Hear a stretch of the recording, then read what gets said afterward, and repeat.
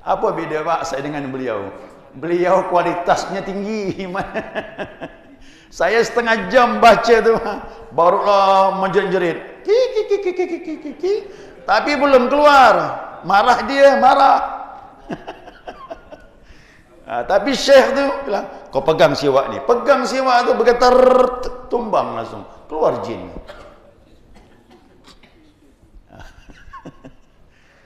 Kalau kita capek baca Pak, ulang-ulang setengah jam baca tu. Kok beliau tak akan baca lagi dah. Pegang siwak ni kata dia. Imam Ahmad lagi ngajar ni, ngajar. Ya, dia ngajar hadis. Datang orang tergesa-gesa. Imam, tolonglah. Anak saya kesurupan. Saya tak mampu lagi dah. Ya, habis dah. Semuanya tegang dibuatnya. Tak mampu memegangnya. Semuanya jatuh memegang. Itu bukan dia lagi dah. Itu tenaga jin yang keluar. Kata Imam Ahmad, tu sendal aku tu bawa. Pukulkan dia. Sendal Imam Ahmad dibawa. Begitu yang surupan diambil sendal dipukul. Tak, keluar jin. Sendalnya tu. Belum orangnya datang. Masya Allah. Itu Pak.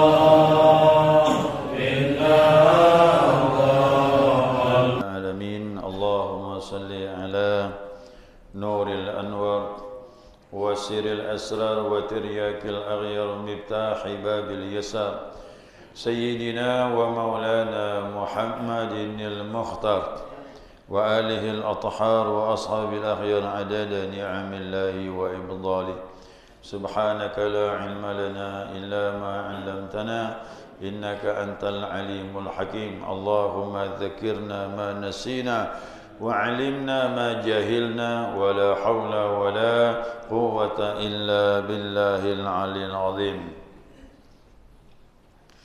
قال مصنف رحمه الله تعالى ونفعنا بعلومه في الدارين امين. جماعة الصبح رحمكم الله. السلام عليكم ورحمة الله وبركاته. Alhamdulillah, senantiasa kita mengaturkan pujian dan syukur kita kepada Allah atas izinnya subuh ini dan atas inayahnya kita dapat melanjutkan kajian kita, mudzakarah kita, panduan kitab Miftahus Sudur. Ingat pembahasan yang lalu, yaitu bicara tentang khatir, ya, khatir ataupun firasat, ya, firasat orang mukmin. Ya, ittaqu firasatal mu'min fa innahu yanzuru binurillah. Hati-hatilah kalian dengan firasat orang mukmin, dia melihat dengan cahaya Allah. Nah, firasat ini, lintasan hati seperti itu yang kita yakini pasti benar. Itu setelah kita makrifat kepada Allah. Kalau belum mengenal kepada Allah dengan sebenar-benarnya, kita tidak boleh percaya dengan bisikan hati. Boleh jadi benar, bisa jadi keliru kena godaan syaitan. Nah, jadi jangan bermain-main dengan firasat kalau belum makrifat. Ya, kalau belum merasakan dekat dengan Allah Subhanahu wa taala. Ingat ya, makrifat ada dua macam. Ada makrifat yang masih menggunakan dalil, tapi ada makrifat dengan rasa. Nah, makrifat dengan rasa inilah yang kita kaji ini. Kalau sudah merasakan bersama Allah, mengenal Allah secara langsung dengan basirah mata hati, baru boleh percaya dengan firasat. Kalau tidak, jangan. Ya. Nah, sekarang bagaimana bisa mempercayai dan merasakan firasat yang benar tu? Apa sih kiat-kiatnya? Ini ulama yang beritahu ni ya. Dia bilang ghudda basaraka anil maharim. Nah, dia bilang apa? Ghudda basaraka anil maharim. Tutuplah pandanganmu dari yang diharamkan Allah. Jadi kembali lagi kepada fikih. Apa saja yang diharamkan? Ya yang mandang-mandang yang diharamkan Allah jauhi. Jadi jangan main-main. Tasawuf itu kuat berpegang dengan syariat. Ya, memandang hal-hal yang diharamkan Allah, udah pahamlah jamaah itu. Ya, apalagi laki-laki ini. Laki-laki ini lebih berat lagi. Ya, kita tinggal di negara yang bukan berlaku hukum Islam. Ya, banyak membuka aurat dan sebagainya, itu mengganggu. Ya, sangat mengganggu. Makanya kita tak boleh putus salat taubat, tak boleh putus dengan istighfar. Makanya dalam amal kita ni ada salat taubat senantiasa. Dosa-dosa kecil ni sulit kita hindari. Ya, kau terpandang, ya cepatlah istighfar. Kau dapat dihindari. Nah, kemudian wa amsik nafsaka anis syahwat. Tahanlah dirimu dari syahwat. Apa syahwat? Keinginan-keinginan yang tak pernah puas. Tak pernah cukup. Ini penyakit. Begitu dapat tak pernah merasa cukup. Yang bagus itu berapa pun dapat merasa cukup. Besok urusan besok. Lusa urusan lusa. Itu bukan urusan kita itu. Yang dapat itulah yang kita syukuri hari ini. Nah, besok lusa kita tak tahu, itu urusan Allah. Ya. Jadi merasa puas atas pemberian Allah, itulah hakikat iman. Ada nama istilah namanya qanaah. Qanaah itu apa? Merasa cukup dengan pemberian Allah. Dan ini kata Nabi, harta yang tak pernah habis. Orang yang merasa cukup atas pemberian Allah. Tapi ingat, tidak mudah tu. Kalau betul iman baru muncul ni. Ya, terima kasih ya Allah, nikmat yang kau berikan hari ini. Besok gitu lagi, terima kasih ya Allah atas nikmat yang kau berikan. Lusa, begitu lagi dan seterusnya. Berapa pun dapat, kecil ke, sedang ke, besar ke, terima kasih ya Allah atas nikmat yang kau berikan. Nanti dapatnya lebih. Kata ulama, iqna' bil qalil ya'tikal katsir, kata ulama. Merasa cukuplah dengan yang sedikit, nanti datang yang banyak. Ya, datang yang banyak tak terkejut lagi. Kenapa? Merasa cukup yang sedikit. Tapi kau tak pernah merasa cukup, ini namanya syahwat. Ya, itu namanya syahwat. Yang begini-gini ini kajiannya tasawuf. Ya, inilah tasawuf nih. Nah, jadi tasawuf itu bukan hanya kaji zat sifat Allah, enggak. Inilah tasawuf. Yang ngajar begini Rasulullah SAW. Ya. Maka Nabi tak pernah mengeluh masalah rezeki. Apa yang didapatkan dari Allah, Nabi berterima kasih dengan Allah. Ya. Nah, kemudian apa lagi? Ya. Mana tadi itu? Wa awad nafsaka anil aklil halal. Membiasakan dirimu dari makan yang halal. Syariat nih, tapi orang tasawuf mengamalkan ini. Nah, belum tentu orang syariat mengamalkan ini. Dia tahu ini haram, tapi kadang juga masih tergelincir. Nah, tapi ulama tasawuf kau tak akan bisa mendapatkan firasat yang tajam dari Allah kalau masih masuk ke mulutmu barang yang haram.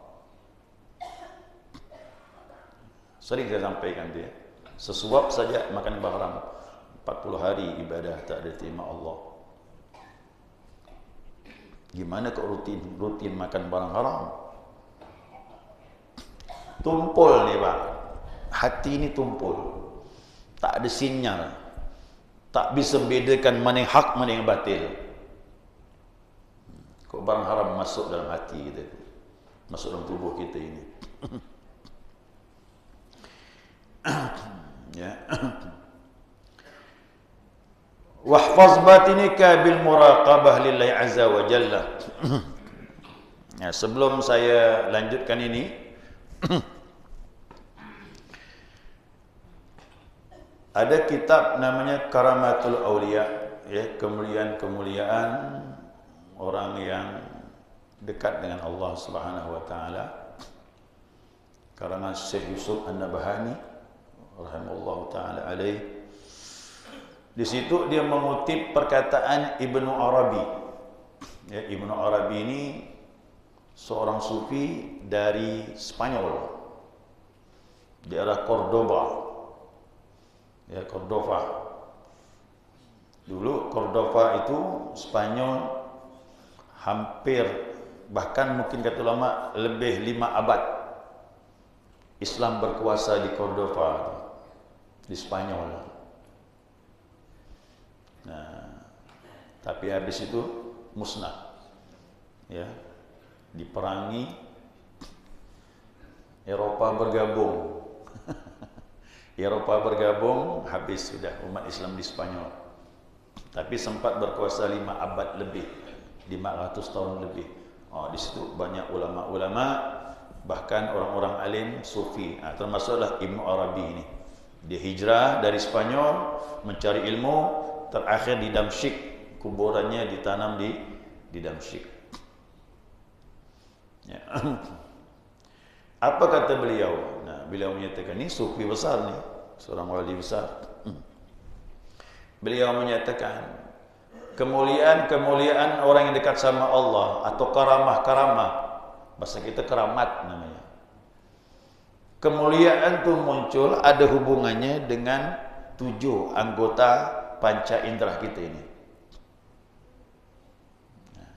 Sampai muncul karamah.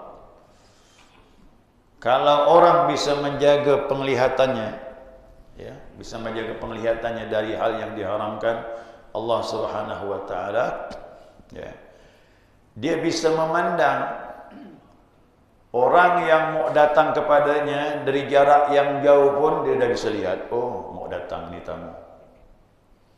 Allah lihat kan. Dulu saya masih ingat dengan seorang syekh saya belajar. Waktu itu beliau datang di tempat kami, di surau kami. Nah, orang-orang pun ramai juga belajar pada waktu berdatangan malam mereka. Nah, apa kata beliau? Kalau kamu bisa menjaga diri kamu dari maksiat kepada Allah,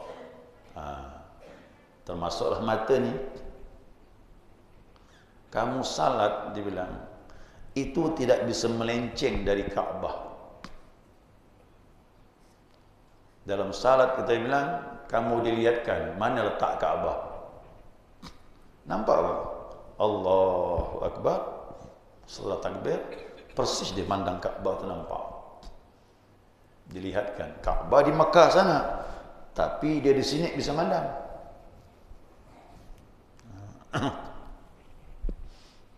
Kemarin saya salat Jumat di mana tu? Jalan Ilham tu, Universitas FKIP itu, bukan? FKIP ya, stadion masjid. Saya salat di situ. Waduh, itu saya tanya, Pak, berapa melenceng ni? Kena diperbaiki arah kiblat tu. Kuat sekali, kuat, lebih kuat dari Al-Falah melenceng itu. Dia bilang lebih 20 derajat melencengnya. Nah, itulah orang sekarang. Orang dulu, Pak, Masjid Jami itu, suruh tim kantor agama turun sana, tertibkan lagi arah kiblat. Dibilang apa? Sedikit pun tak melenceng ke Masjid Jami. Dulu udah ada kompas belum? Belum. Belum ada alat yang canggih dulu. Tapi masjid tepat. Mana lagi Pak yang tak melenceng? Masjid Demak. Masjid Demak itu tak melenceng. Itu Masjid Sembilan Wali. Wali Songo. Makanya saya yakin pelajaran ini, dan saya yakin ucapan guru saya itu, kalau ikam bersih dari maksiat, takbir Allahu Akbar, bisa lihat Ka'bah depan ikam. Masya Allah. Jadi orang dulu enak Pak lihat Ka'bah. Yang penting jaga maksiat dan nampak Ka'bah. Nah ini sekarang masjid, berapa banyak yang ditertibkan ke arah kiblatnya.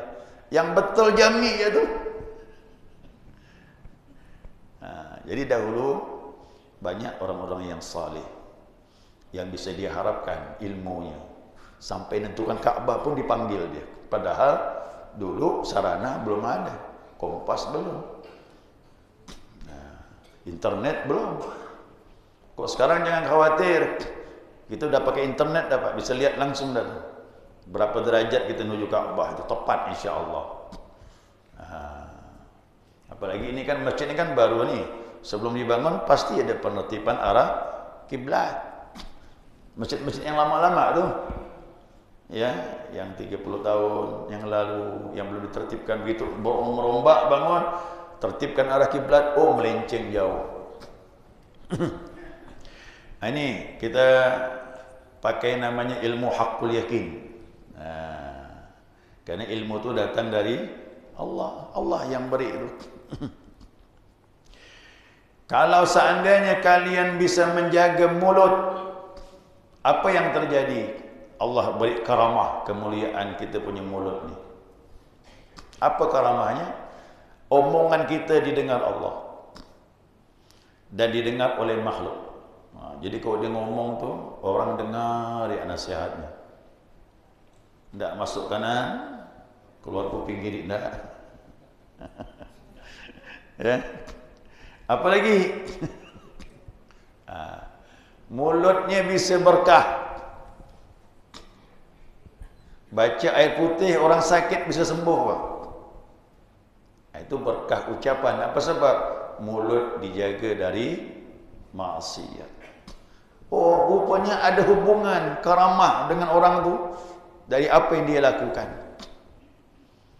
Kupingnya juga begitu. Kok dijaga dari maksiat, dia bisa mendengar bahasa-bahasa makhluk yang lain.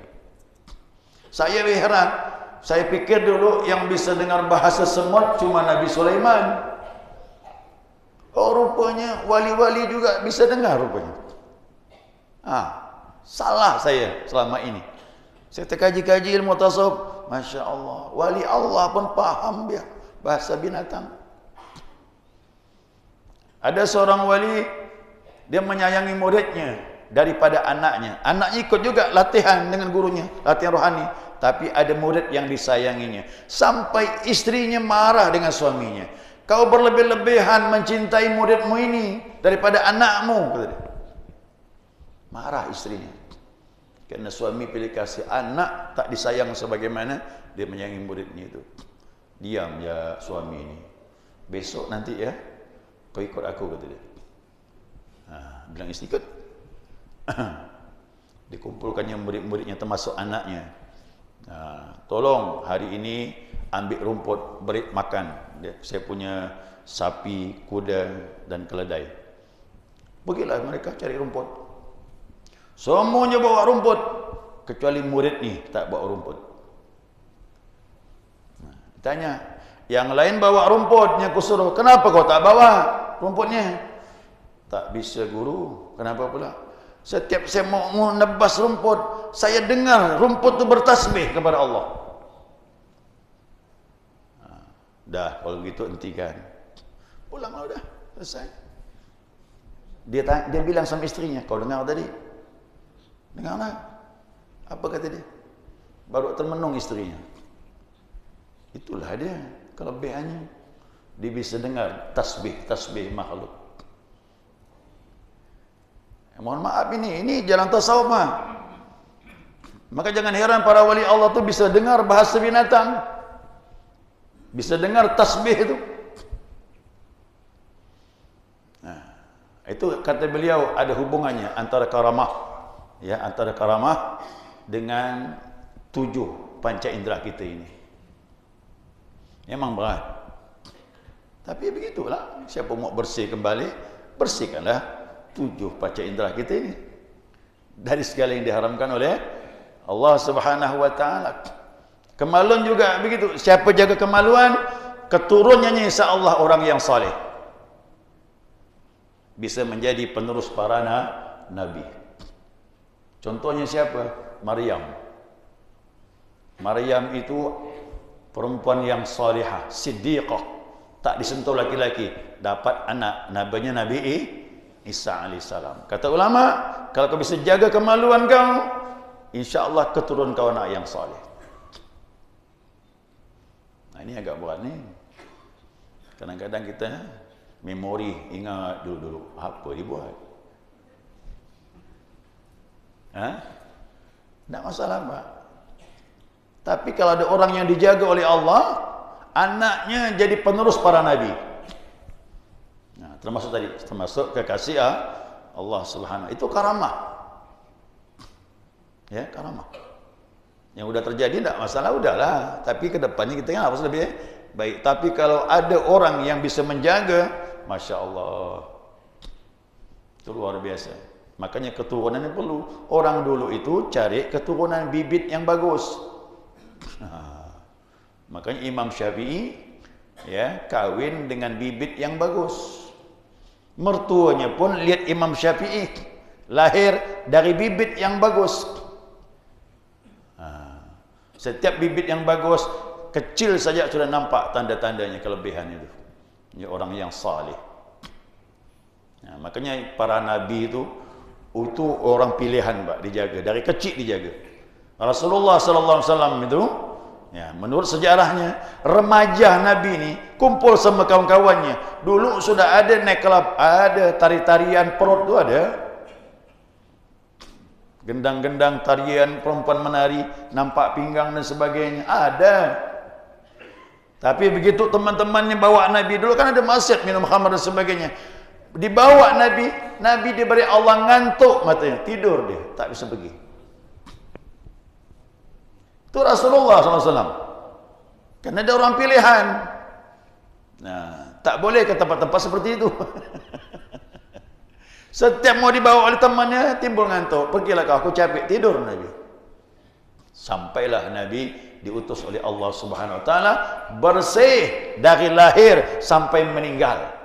Satu dosa pun tak dilakukan oleh Nabi sallallahu alaihi wasallam. Nah, makanya Nabi itu orang pilihan. Bahkan melebihi nabi-nabi yang lain. Tapi ingat, orang yang bermaksiat bisa dekat sama Allah, bisa. Kalau dia tinggalkan, banyak para wali asalnya maksiat, tapi betul-betul dia tinggalkan untuk mencari redha Allah Subhanahu wa taala.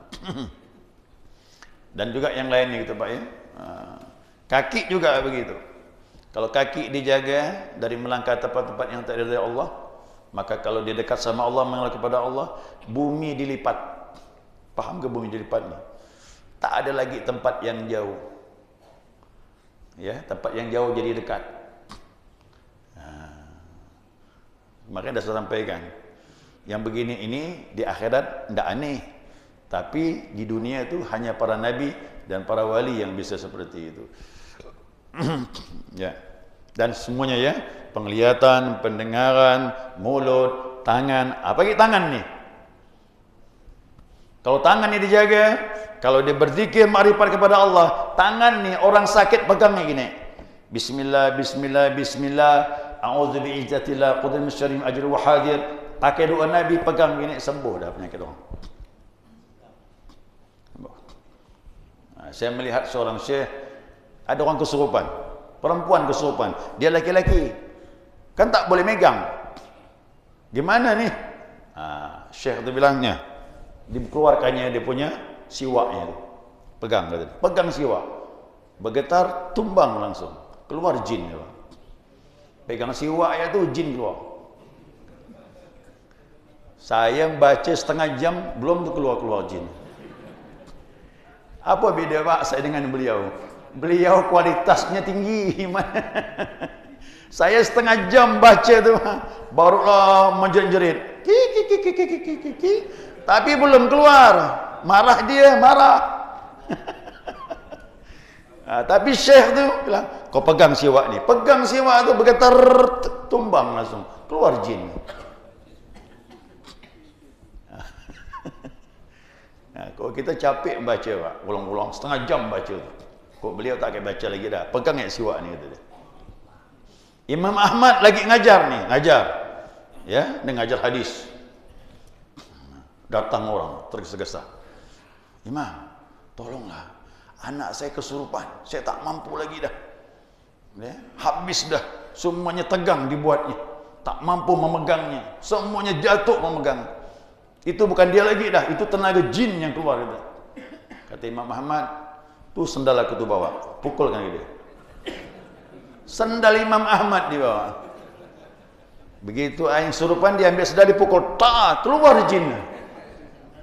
Sendalnya tu. Belum orangnya datang. Masya Allah. Itu Pak. Orang-orang yang menjaga maksiat kepada Allah seperti itu dia. Itu hebat. Ya, ini kisah-kisah orang yang saleh itu banyak sekali. Kenapa? Dia betul-betul menjaga hukum Allah. Nah, jadi jangan percaya dengan firasat kita ini. Ya, kalau belum kita mengenal Allah Subhanahu wa taala. Ini banyak orang bilang, "Rasa hati aku ni berat rasanya." Ada gak rasa ringan? Yang mana betul ni? Berat gak ringan gak? Jangan percaya pakai ukurannya Al-Quran dan hadis Nabi. Boleh tak boleh pakai ukuran syariat. Ini kita orang awam. Tapi kalau dah makrifat, boleh pakai ini. Tetap yang keluarnya benar. Kalau dah makrifat. Ya. Wahfaz batinika bil muraqabah lillahi azza wa jalla. Ya, dan jagalah batinmu dengan muraqabah. Ini agak berat ni. Pelajaran muraqabah. Apa tu muraqabah? Merasa diawasi oleh Allah. Kalau ini bisa muncul Bapak Ibu, Allahu Akbar. Rahmat Allah turun, berkahnya luar biasa. Kenapa? Kita merasa diawasi sama Allah dimanapun kita berada. Itulah takwa. Dalam masjid rasa ada Allah. Di luar masjid rasa ada Allah. Ini harus muncul setiap saat kata beliau. Kalau ini muncul, yang keluar di hatimu insya-Allah dari Allah yang murni. Ini muraqabah ni ada pelajarannya.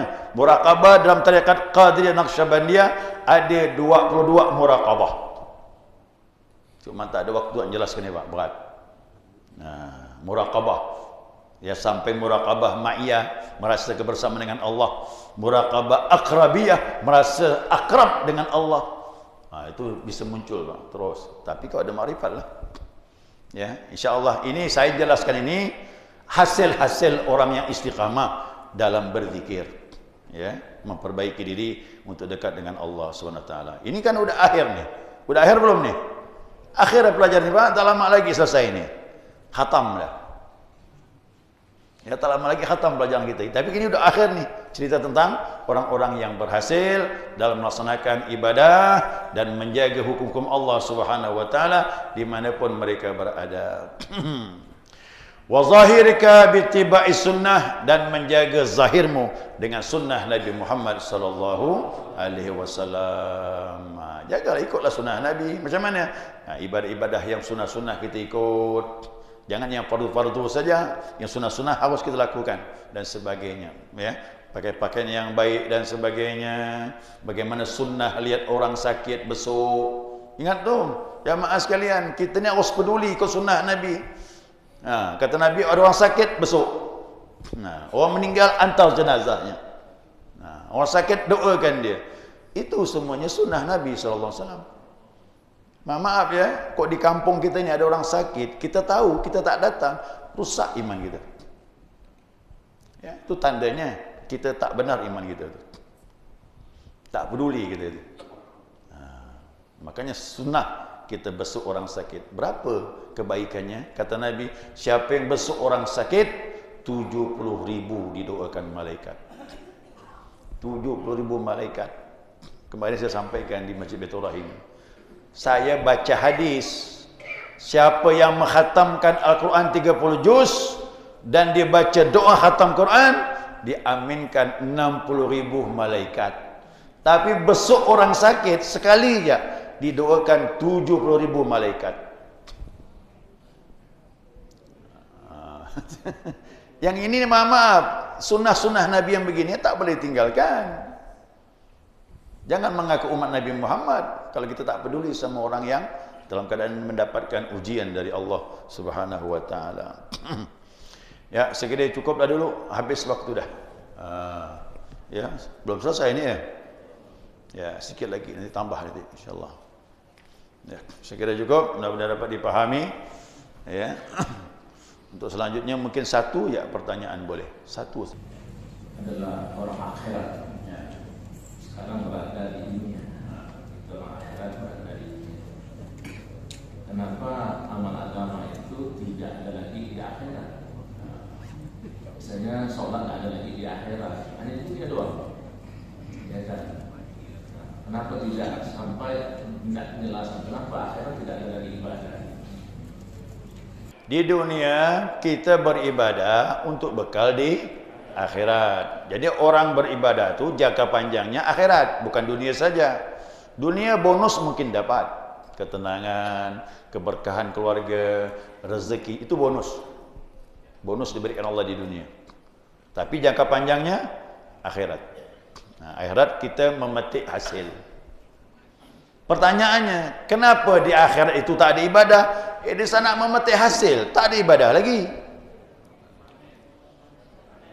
Ya, jangan nak buang tebiat di akhirat nanti. Udah di surga, ya Allah, kun asalat. Jangan, kata Allah. Di sini bukan tempat salat. Mau salat di dunia ni lah. Nak bersedekah di dunia ni. Jadi semua ibadah di dunia untuk memetik di sana. Di sana panen, tak perlu kerja lagi. Gitu. Apa? Tak dapat lah. Berarti siapa yang tak salat di dunia, tak ada ibadah, tak berzikir, tak bersedekah, tak memetik hasil. Dia tak menuai.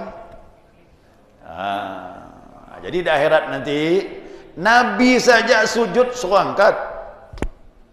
Nabi itu sujud sama Allah. Sujud dia bukan salat. Sujud Nabi untuk apa?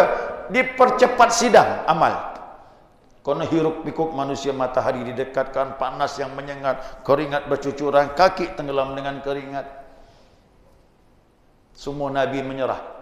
Nabi Adam menyerah, Nabi Nuh menyerah, Nabi Ibrahim menyerah dengan kesalahan masing-masing. Mereka datang terakhir kepada Nabi Muhammad sallallahu alaihi wasallam. Cuma Nabi tak mau minta, adab dulu. Sujud dulu Nabi. Sujud. Marah Allah. Allah marah, sujud dia tu bukan salat. Tanda syukur. Dia nak ngomong ni, sebelum nak ngomong sujud dulu. Apa kata Allah? Ya Muhammad, irfa' ra'sak sal tu'ta. Angkat kepala kau. Maksudnya apa? Sekarang bukan sujud lagi. Sal tu'ta, minta, kata Nabi, kata Allah, aku kasih engkau ya Muhammad. Apa kau minta sekarang? Nabi bilang, percepatkan sidang ya Allah. Sidang. Dalam penantian tu capek di akhirat, panasnya, tak menentu. Sampai ada yang menjerit, ya Allah, beri kami istirahat walaupun di neraka. Istirahat di neraka. Berarti pada mahsyar je udah sakit dah tu. Nabi minta sama Allah dipercepat sidang. Nah, itulah saya bilang beruntunglah kita jadi umat Nabi Muhammad SAW. Tapi beruntung tadi itu wujudkanlah dengan amal ibadah, ikut Nabi SAW. Mudah-mudahan kita mendapatkan syafaat beliau. Sekira cukup dia. Subhanakallahumma wa bihamdika asyhadu an la ilaha illa anta astaghfiruka wa atubu ilaik.